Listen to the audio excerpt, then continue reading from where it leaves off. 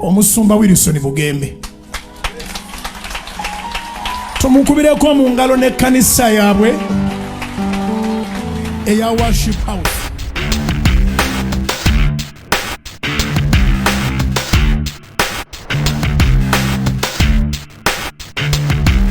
So we are not in the wrong, not at all. It has only helped us to know how some people think. Kubanga bulijjo tubonaabona nitugane ndowooza abasumba abamu ndowooza tebafaayo bufi oba bayinza batya okwogera nga batya okwogera nti nga kitalo nga kibi babakubya amasasi nga kibi nga tulowooza nti abasumba kibakalu oba batya kugamba mu kutya abantu awo nga tukireka awo. Naye bwe twasabye Saala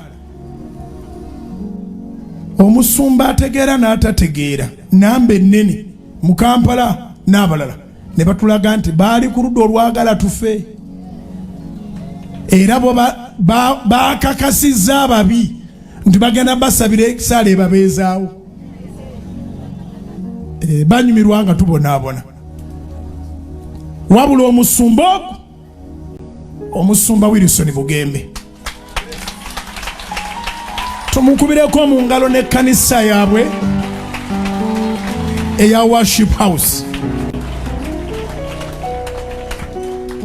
No wonder mwana wa mulembe guno yakyusa erinnya lya church. Edda ekkanisa eyo teyayitibwanga Worship House, yayitibwanga Light the World Church. Naye nga house of prayer ekutta akati mu kibuga naga naye guno omulembe gwandibanga gutambula na house. Nina evidence nti batusabidde era ye yajjayo ne record zinalaga nti bannange mutundire ekkanisa eno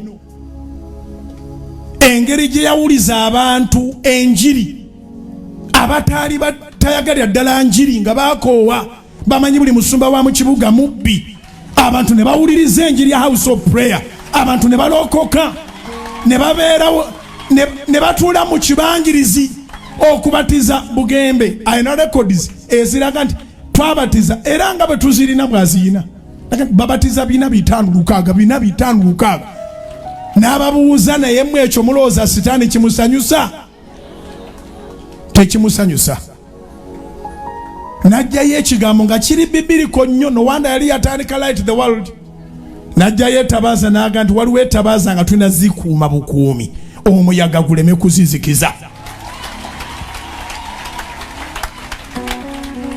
So Worship House omusumba Wilson Bugembe tweyanziza n'olwaleero tugenza okujja mu service nga nkakasizza nti era batusabidde abalabe batuveeko.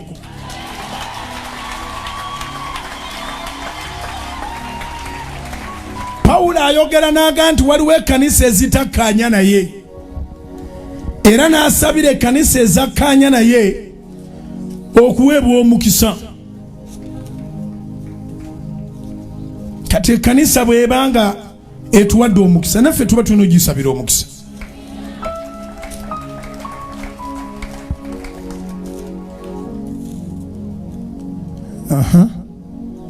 N'atera okutuukawo kuba nzijjukidde bujukizi. Omanye omukisa ogwo abantu baguclaiminga nga baagala bafune obugagga obw'amaanyi mbunga mu kitiibwa ekiri mu Kristo Yesu. Pawulo agamba bw'ati Abafilipi essuula 4, Philippians chapter 4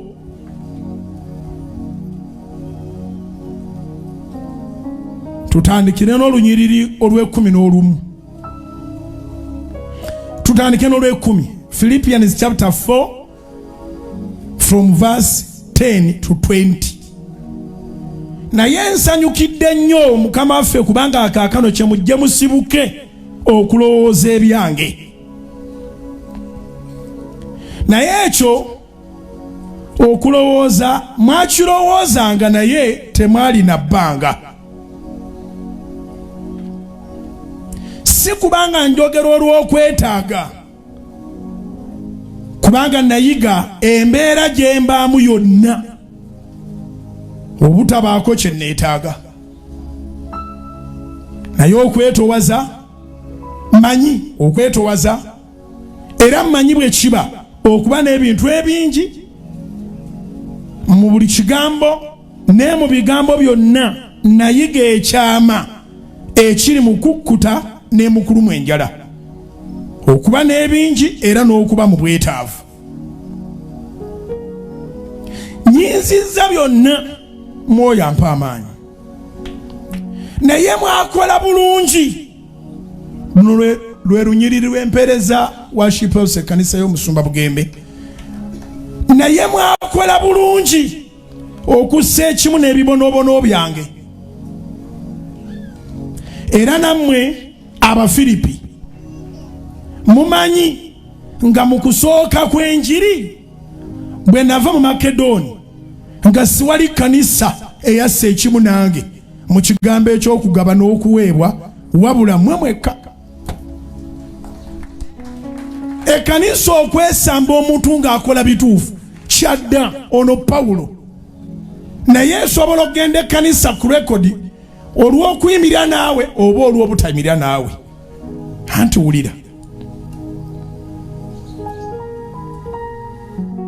era mmwe Lwere 15 Abafiripi mumanyi nga mu kusooka kw'enjiri bwe nava mu Makedoni nga siwali kkanisa eyassa ekimu nange mu kigambo eky'okugaba n'okuweebwa, wabula mmwe mwekka.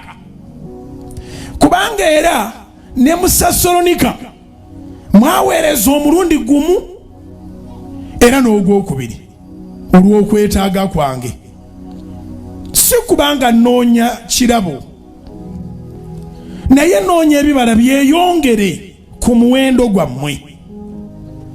Olwe 18 naye nina ebintu byonna n'ensukkirira, nzikuse bwe namala okuweebwa Epafrodito ebyava gye muli, evvumba eriwunya obulungi, saddaaka ekkirizibwa, esiimibwa Katonda.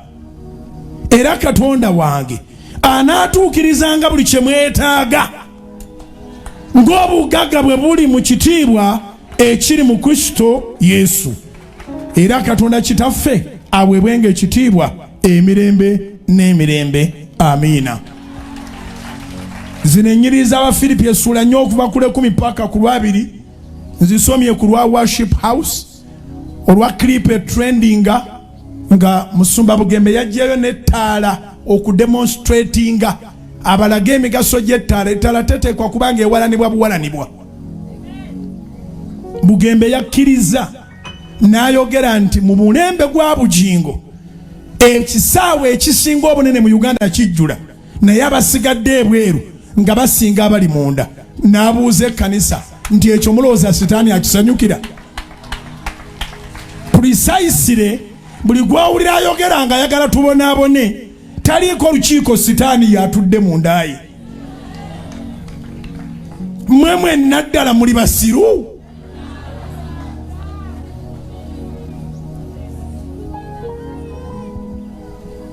Akati abamu baba banoonya relevance, naye ndowooza ku nsonga eno tiwali relevance eteekwa kunoonyezebwa.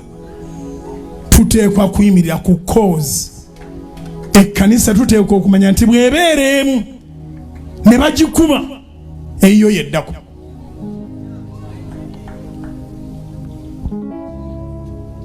So tweyanziza ekkanisa nnyingi eziyimirire naffe, naye at least kuzibadde zisirika zonna worship house enansana yayogedde.